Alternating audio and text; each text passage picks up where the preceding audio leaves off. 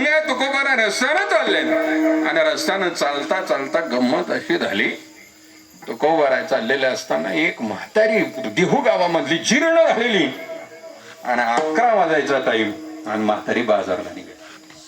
आता जसं आपल्याला तिसगावचा बाजार, मिरीचा बाजार, करंजीचा, चिचोंडीचा हे पंचौक बाजून बाजार, तसं देहूच्या परिसरामधला तिथला परिसराचा बाजार. आणि बाई निघाली एक जीर्ण झालेली, हातामध्ये काठी आणि चालता येत नाही. हातामध्ये तेलाचं जे पूर्वीचा नळा होता ना, तेल कशात होतं दादा? आता तेल कशात आलं? बाटलीत आलं, किटलीत आलं.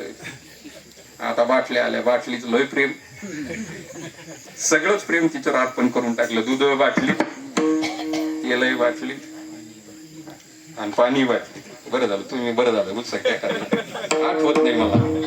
सगळंच बाटलीत, पण त्यावेळेस काय होतं, किटलीत नव्हतं तर नळ्यात होतं. आणि मग नळा हातामध्ये, म्हातारी जीर्ण झालेली, काठी टेकत टेकत चाललेली म्हातारी. आणि तुकोबाराने पाहिलं, अरे आजी कुठं चालल्या, कुठं चालल्या म्हटल्यानंतर आजीनं पाहिलं. ते म्हटलं तुकोबा, अरे बाजारला चालले. बाजार करायचा, आठवड्याचा बाजार, तेल संपलंय, घरातलं साहित्य संपलंय. आणि मग आजी तुम्ही कधी जाणार? आता काय करू बाबा, मग कुणीच ऐकत नाही काम घरातलं, खायला तर लागते.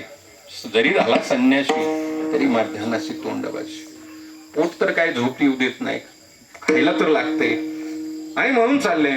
तुकोबाराला दया आली, आजी मी करू का हे काम?